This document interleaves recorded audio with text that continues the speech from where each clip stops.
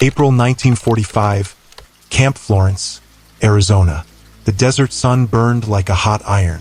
22-year-old Anna Schmidt stepped off the dusty truck, her wrists red from tight ropes, expecting the harsh treatment she'd been warned about her whole life. Cruel guards, tiny bits of food, public shame. Her grandmother's last words rang in her ears. Stay strong. Don't let them crush you. But when the dinner bell sounded that first night, Anna stopped short. On the metal tray in front of her was a big slice of juicy beef, creamy mashed potatoes, fresh green beans, a soft roll, and sweet canned peaches. She whispered, shocked, "This is American prison food?" An older prisoner knocked the fork from her hand. "Don't eat it. It's poisoned."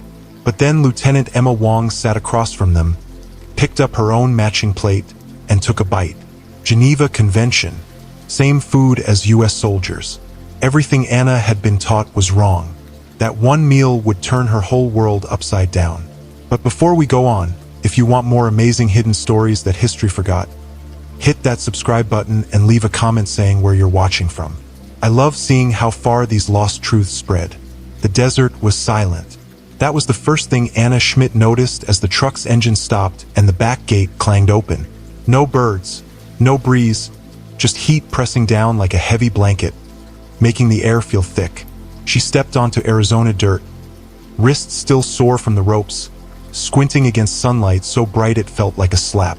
At 22, she was sure she was walking toward her end. The other women got off behind her, 12 in all, from nurses to typists to radio workers like her. They'd been caught in different places, sent through different camps, but they all stood tall, chins up, trained to face death with pride, never begging the enemy. Anna's grandmother had held her face tightly at the Munich train station 3 months back, her fingers sharp. They'll starve you, hit you, march you through streets for laughs. Don't break. Stay strong. Anna believed every word. But the woman walking toward them now wore a neat uniform with lieutenant's stripes and held a clipboard, not a gun. Chinese-American, Anna noticed, surprised. Dark hair tied back tightly, face calm as stone. She stopped a few steps away and spoke in perfect German. "I'm Lieutenant Emma Wong. Welcome to Camp Florence. Follow me for check-in." No yelling, no dogs, no raised fists. The women looked at each other, confusion spreading like ripples in water. Anna's chest felt tight. This had to be a trick. The calm before the real terror started. Check-in took an hour. They were given beds in a wooden building that smelled of fresh wood and dust. Anna stared at the thin mattress on her cot, the first real bed she'd seen in weeks, and felt her throat tighten. A bar of white soap sat on the pillow, clean and bright like a trick. She picked it up, turned it over in her hands, waiting for it to crumble into nothing. "Where are the whips?" whispered Clara Becker, the youngest at 19, her voice shaky. "Where are the dogs?" No one spoke. They were all wondering the same thing. The dinner bell rang at 6 p.m. Anna walked into the dining hall with the others, shoulders stiff, expecting thin soup or stale bread. The smell hit her like a wave, roasting meat, fresh bread, butter, real coffee. Her stomach twisted so hard she almost bent over. Tommy Klein, the camp cook, stood behind the serving counter with a ladle and a friendly smile. He said something in English she didn't understand, then pointed at the trays. Anna held hers out, hands shaking. He loaded it up. A thick slice of beef roast, pink in the middle, mashed potatoes with butter melting into them, green beans, a warm roll, and canned peaches in sweet syrup. Anna stared. Her hands kept shaking. "This is American prison food," she whispered in German, barely loud enough to hear. Elsa Fischer appeared beside her, 38, tough as stone, a former SS helper who'd been giving orders since the truck. She knocked the fork from Anna's hand. It hit the floor with a clang. "Don't eat it," Elsa hissed. "It's poisoned. They're pretending we're safe."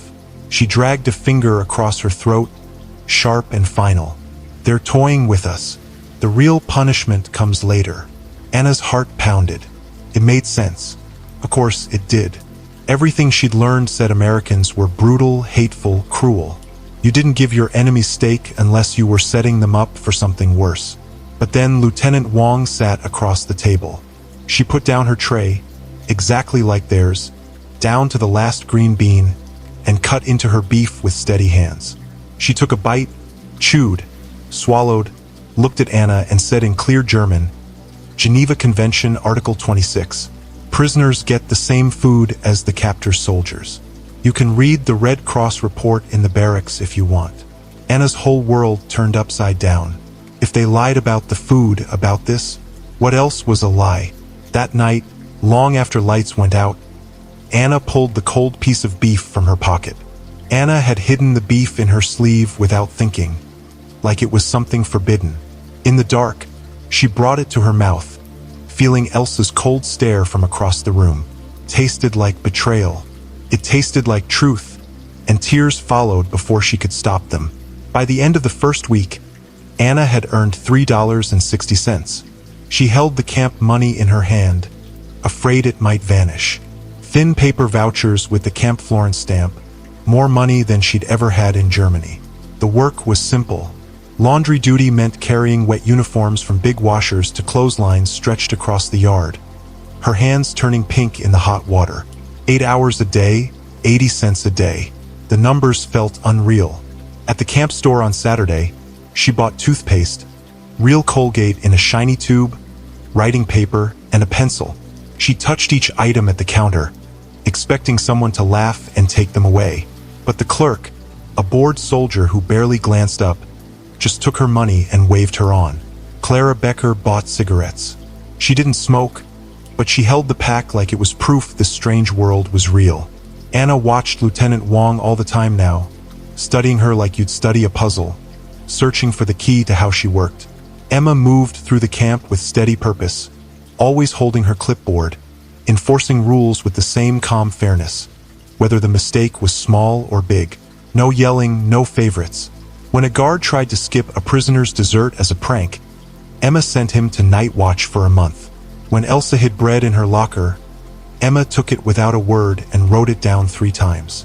Anna couldn't understand the control. Emma should hate them, should want them to hurt. Her parents were locked in a camp in California. Anna overheard guards talking about it, and her brother died fighting in Italy, proving his loyalty to a country that jailed his family. Yet here she was, following the Geneva Convention like it was a holy book, treating enemy women with a care that felt stranger than cruelty ever could. One evening, Emma found Anna alone in the barracks, staring at blank writing paper. The others had gone to watch a movie in the recreation hall, but Anna couldn't move. She just sat, pencil hovering over the page. "Can't write?" Emma asked in German, her accent clear and formal. Anna looked up, surprised. "I don't know what to tell my family, if they're even—" She couldn't finish. "The truth is a good place to start," Emma said. "The truth is, I'm treated better here than at home," Anna snapped, almost angry. "The truth is, I eat steak while they go hungry. How do I write that?" Emma was silent for a long moment. Then she reached into her bag and pulled out a small book, a German-English dictionary. The dictionary's cover was soft and worn. Emma placed it on the bunk next to Anna. "You might want to read the rules yourself," Emma said. "It's not kindness, it's the law. There's a difference." Anna picked up the book slowly, feeling its weight. "Why are you doing this?" she asked. "Doing what?" "Treating us like people." Emma's face stayed calm, but something flickered in her eyes. "Because the law says you're people.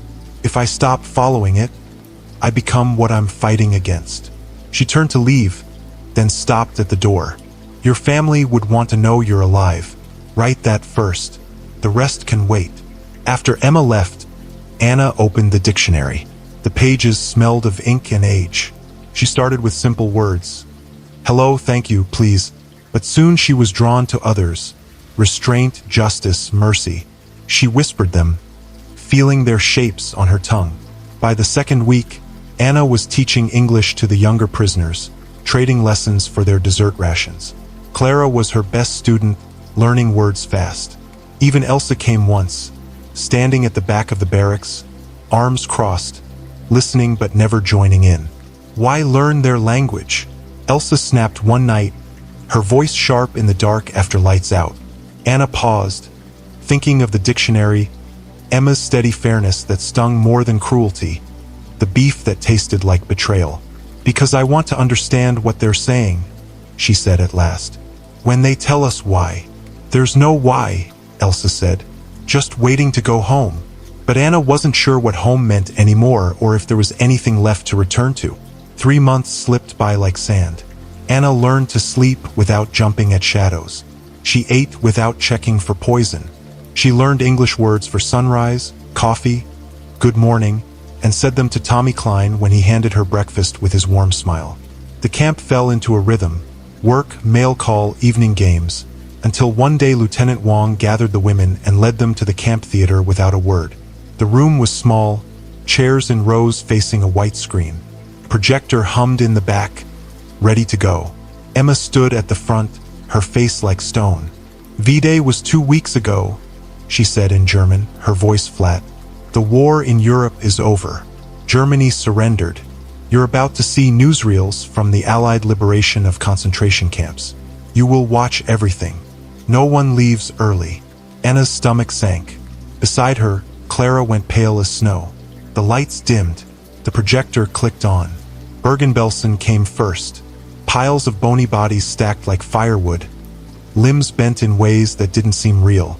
Living prisoners looked like walking skeletons, their eyes empty and bodies swaying. British soldiers wore masks against the smell, using bulldozers to push the dead into huge graves because there were too many to bury one by one. Then Dachau, Buchenwald, Auschwitz. Anna lasted 15 minutes before she stumbled down the aisle and out the side door, her hand over her mouth. She barely reached the building's edge before her stomach spilled onto the desert sand. She heaved until nothing was left, then kept heaving, her body trying to push out something that couldn't be thrown up. She didn't hear Emma approach, didn't know she was there until the lieutenant's shadow fell across the ground. "Did you know?" Emma asked softly. Anna wiped her mouth with trembling hands. "No," she croaked, her voice strange to her own ears. "I didn't. We didn't. I never saw anything like that. I was just a radio operator. I just passed on messages and numbers." She stopped, the excuse choking her. "But I should have asked. I should have wondered why they needed so many trains, so many camps. I should have what?" Asked questions, looked closer, said no. The words felt weak as she said them. What could one radio operator have done? What would her refusal have changed? But she'd never even tried. Emma stayed quiet for a long time. When she spoke, her voice wasn't so stiff. "My parents lost their shop in San Francisco. Everything they built for 30 years gone in a week. My brother joined the army to prove we were real Americans. He died at Anzio with a bullet in his chest and a flag on his coffin." She looked at the stars appearing in the darkening sky. "I wanted to hate every one of you. I wanted you to hurt like my family hurt, like those people in the camps hurt." Anna couldn't breathe, couldn't move. "But the law said you're human," Emma went on. "The Geneva Convention said you get the same food, same medical care, same basic respect as me. So I had to act like it was true, even when I didn't feel it, even when I wanted to." She stopped, swallowing hard. "Restraint isn't kindness. It's what keeps us from becoming that." She nodded toward the theater, where the projector still hummed. Anna wanted to speak, to apologize, to explain, to beg for forgiveness. But what words could be enough? What could possibly fix this? 2 weeks later, the women held a concert in the recreation hall. Someone found an old piano. Emma played it poorly, hitting wrong notes and laughing at herself, while the German women sang old songs their grandmothers taught them. Songs about hills, rivers, and seasons turning. Nothing about politics, just music. Even Elsa softened that night, showing photos of her children, her hands shaking as she passed them around. For one strange hour, they weren't prisoners or guards, just women trying to feel human again. That night, Anna wrote another letter home. She'd sent dozens, all unanswered. She folded the paper neatly and wrote the address in her best handwriting. "I am safe. They treat us well. I hope you're alive to read this." She didn't expect an answer, but 3 days later, a Red Cross envelope arrived. It was thin, too thin.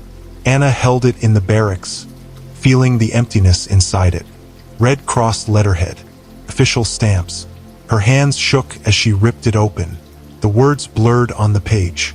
She read them 3 times to understand. Her mother and younger brother were dead, killed in the February firebombing of Dresden. Her father was missing, last seen in the Soviet advance, likely dead. Her grandmother had hanged herself in the garden shed 2 days after the surrender, unable to face the collapse of everything she'd believed in. Anna folded the letter with care, creasing the edges sharply, and placed it in her footlocker under the German-English dictionary. Then she lay on her bunk, staring at the ceiling, feeling nothing at all. The nothingness lasted 3 days. She stopped eating. The food on her tray, still plentiful, still warm, seemed wrong. While her mother burned, Anna had been gaining weight. While her brother starved in the ruins, she'd slept on a mattress. While her grandmother chose death over shame, Anna had been learning English and singing folk songs with the enemy. Tommy Klein noticed first. At dinner, he approached her table, worry on his kind face. "You need to eat, miss, please," he said. She stared at the steak on her plate. It might as well have been dirt. That night, Elsa cornered her in the barracks. The older woman's face was hard, her eyes burning with anger and triumph. "I told you," she hissed in fast German. "They were playing games. Now you see, don't you? They fed you while your family died. They made you comfortable while Germany burned. They turned you into a traitor. I never," Anna started, but her voice broke. "You befriended that Chinese woman. You learned their language. You laughed at her piano playing," Elsa snapped, her voice sharp as a knife. "You chose them over your own people, your own blood. You're a collaborator, a disgrace. Your grandmother died because she knew what honor was." Elsa spat at Anna's feet. "You make me sick." Something snapped inside Anna's chest. She lunged at Elsa, fists flying, screaming words that didn't make sense. They crashed into a bunk, tangled together, Clara and 2 others trying to pull them apart. Anna felt a fist hit her jaw, tasted blood, didn't care. She wanted to hurt something, to make the world feel her pain. Guards rushed into the barracks. Strong hands yanked her away. She was still screaming when they locked her in the isolation cell. A small concrete room with a cot, a bucket, and nothing else. The silence in the cell felt heavy, like it was pushing Anna down. For 3 days, she sat there, wrestling with questions she'd avoided since the newsreels, since the letter, since that first bite of steak 3 months ago. Did accepting kindness make her guilty? Did surviving while her family died mean she'd betrayed them? Was being grateful the same as turning traitor? On the 3rd day, Emma came to the cell door. She didn't open it, just sat on the floor outside, leaning against the bars, and spoke through the gap. "I heard about your family," Emma said softly. "I'm sorry." Anna said nothing. What was there to say? "You didn't kill them," Emma went on. "You didn't drop the bombs or start the war or choose any of it. You were 22 and following orders because that's what you were taught." "I should have been there to die with them," Anna said, her voice breaking. "That would have been honest. Instead, I'm here, safe, fed, alive." She couldn't finish. Emma was quiet for a long time. "You didn't choose to be captured. You didn't choose to be fed. But you can choose what to do with surviving." She stood, dusting off her uniform. "People will need bridges between languages, enemies, the old world and the new one coming. You can be that, or you can let guilt destroy you. Either way, your family's gone, and you're still here." She walked away, her footsteps echoing in the hall. Anna curled up on the thin mattress and finally let herself cry. Not quiet tears like before, but loud, choking sobs that ripped through her chest and left her gasping. She cried until she was empty, left with nothing but the painful truth of being alive and the question of what to do with it. They let Anna out on a Wednesday morning. She walked back to the barracks, jaw still sore, hands still trembling, and found the other women packing for repatriation. The camp was sending them back to occupied Germany in groups, on ships to Hamburg or Bremen. Most of the women were scared. Clara sat on her bunk, gripping a photo of her family's home, now just rubble, and crying quietly. "There's nothing left," she whispered. No house, no family, no jobs, just ruins, hunger, and Russian soldiers. She looked at Anna with red eyes. Here, at least, we're human. We have beds, food, and no one. She trailed off. Elsa stood by the window, arms crossed, staring at the desert. We should have stayed prisoners, she said bitterly. It's the only safe place left. Anna felt empty, like a hollow shell.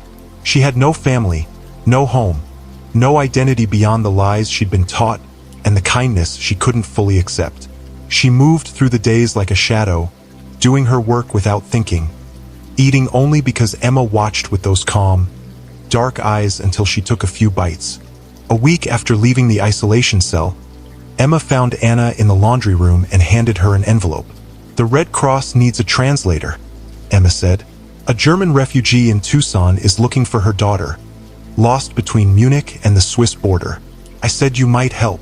Anna stared at the letter, written in shaky German.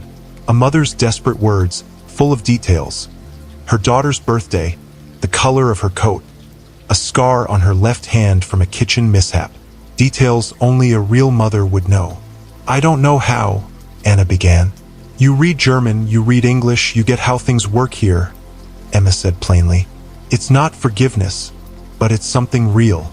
Anna took the letter and spent 3 hours that night translating it carefully, adding notes on where to look, which groups to contact, what papers were needed. After lights out, she slid it under Emma's office door and returned to her bunk, feeling something she couldn't name. 2 days later, another letter came, then another.